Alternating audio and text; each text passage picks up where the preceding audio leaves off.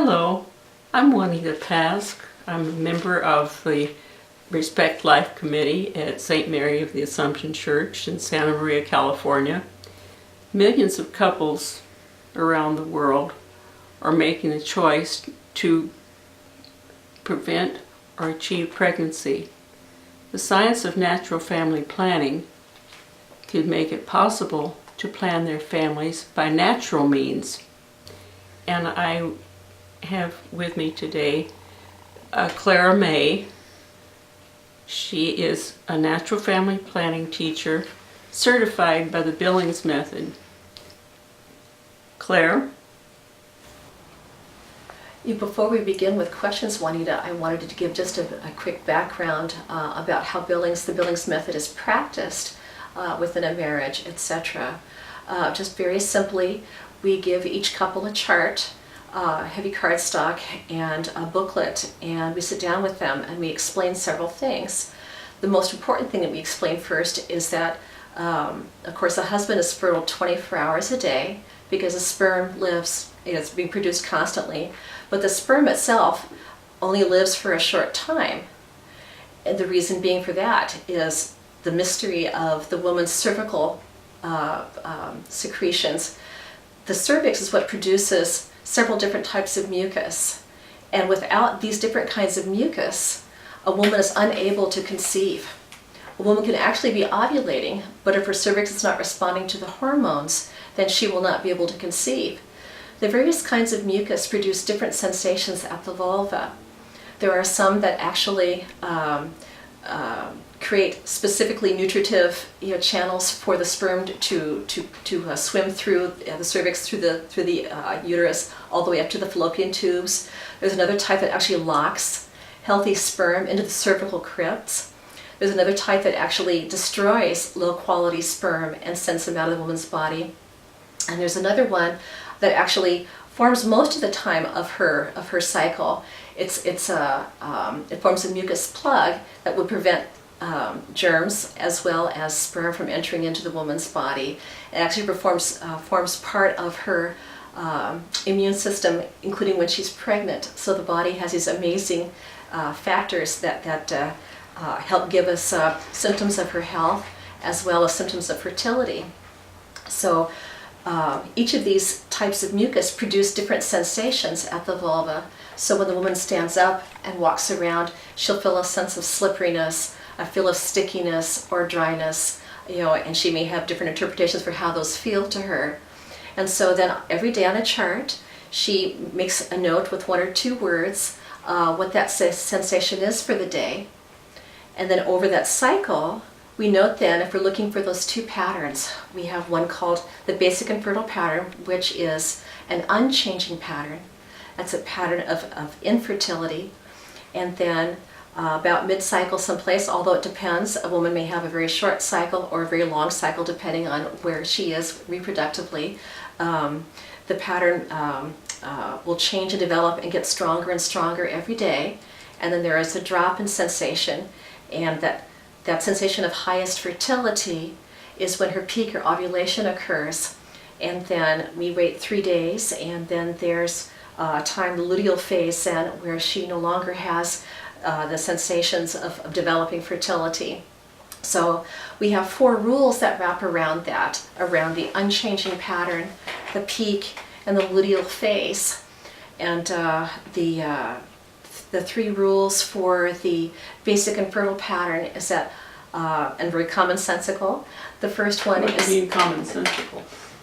Well, common sense in that if a woman is trying to postpone pregnancy, we of course want to make sure that the sensations of the vulva are not interrupted. And so if the woman is having a bleed, then of course the woman abstains, and that's early day rule number 1. We abstain during time of a bleed. And then early day rule number 2 is the couple can only be intimate every other evening during the basic infertile pattern, which is a time of unchanging mucus, unchanging sensation. And that's because the sperm can live probably less than 2 hours typically without the presence of the mucus with the highest fertile characteristics. but can live up to 5 days with the mucus with the highest fertile characteristics. So every other evening, that way the second day after intimacy, the couple can note that the seminal fluid discharge then is separate from her basic and fertile pattern, or if it's going to be close to when she's beginning the changing pattern. And then the third early day rule is when there is an interruption to that unchanging pattern, the basic and fertile pattern. She would count 3 days after that change, and if she's noticing that her pattern has gone back to the unchanging pattern, then she applies early day rule number 2 again, just very simple. And then that's the every other day, the early day rule. That's right. And then the fourth and last rule is what we call the peak rule. At the end of the changing developing pattern, she has a one final day of high fertility sensation, and then there's a distinct drop. We count 3 days because she may ovulate on the last day of that sensation, or day 1 or day 2 afterwards.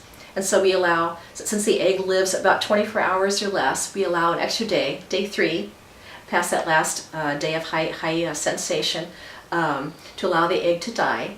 And then she has then from that 4th day all day until, any time till her cycle begins again with the next bleed, to be intimate with her husband.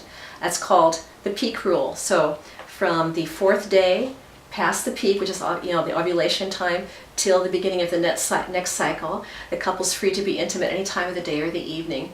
So all we're looking for in Billings is 4 rules and 2 patterns that we wrap those rules around for the entire life of the woman. So incredibly simple. The Billings Method is the oldest method. It was founded back in the 1950s, and the original studies were actually done on the native people of Australia, who at that time had no written language. And so they just kept track of things with markers and stickers and so on. So it doesn't matter if you are blind or if you're illiterate, you can practice Billings anywhere in the world. Isn't that wonderful? Why do they call natural family planning the new scientific way of regulating birth? I expect that's because the pharmaceutical industry and regular Western doctors and so forth have a vested monetary interest in preventing women from getting the knowledge they need about how their bodies own work. And also, once women have this knowledge about the rhythms of their cycles and so on, they don't have to have any medication, they don't have to have any prescriptions. So it saves them a great deal of money. And in the long run, it really would save doctors a lot of time and energy and having to treat all the illnesses and cancers and so on that are associated with artificial birth control. Is natural family planning just for people who have a regular cycle? No, not at all. The Billings Method, in particular the method that I am trained to teach, we're looking for 2 different distinct patterns in the woman's cycle. We have them called an unchanging pattern, which is a pattern of infertility. That is to say, she observes sensations at the vulva through her daily up and walking around and so on, that don't change from day to day very much. And then we have a changing pattern, a changing developing pattern, where over a period of 5 to 6 days, those same sensations are indeed changing and getting more and more significant. And those 2 patterns occur over the entire life cycle of the woman. We call it the continuum of reproduction. She will have those kinds of patterns when she's breastfeeding, that is postpartum, if she's coming off of artificial birth control, if she's having stress, if a young lady is beginning to come into her normal cycles as a young teenager or a young adult, and also a woman who's going through perimenopause. So with those 2 patterns, we can track a woman's cycles and all those changes very, very nicely, very easily over her whole lifetime. Isn't it just simpler to take a pill or use a condom when you don't want to have children? The way the Billings Method works is that every single day, at the end of the day, the woman records her her obvious signs of fertility throughout the day. And again, we were talking about sensations at the vulva. A woman always knows when her period is going to start because she feels sticky or wet or whatever. And so those same kinds of sensations are present with the different kinds of mucus that comes from the cervix. So at the end of the day, all she's doing merely is writing down what she has felt or a little something that she's observed onto a chart. It takes just a few seconds a day, much as the same amount of time it would take to swallow a pill or apply a patch or for her husband to use a condom.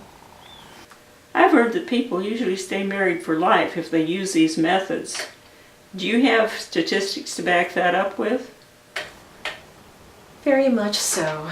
A number of years ago, the Wall Street Journal in particular had been reading statistics from the various organizations that do promote natural family planning and teach it. And they noted that less than 2 to 5% of all couples who practice natural family planning in their marriage actually end up divorcing. And we've observed that amongst our own couples that we teach and so on with Billings and everything. And the reason being is that the couple has greater communication. They are much more relaxed with each other. They have a greater respect and rapport with each other. They each respect each other's bodily integrity and dignity. And they're both in charge of their fertility and they're concerned for each other's health and welfare. So it's not all in the woman having to take a pill or have a device with her. And it's not all in the husband for having to have some kind of a thing with him also. So it's very much more a cooperative method. Well, it's not only a cooperative method. What are we saying about love when we cooperate this way? That's exactly the point. A lot of people in our culture don't understand that true love means a deep commitment. You don't abandon someone or strictly go by your own feelings, your own desire for gratification. To truly love someone is to want the very highest and very best for them. And taking a pill or insisting that they are rendering themselves infertile even for a very short amount of time is very disrespectful. Especially considering that a woman cycles, during her cycle she's fertile really only maybe 3 or 4 days or something out of the entire cycle.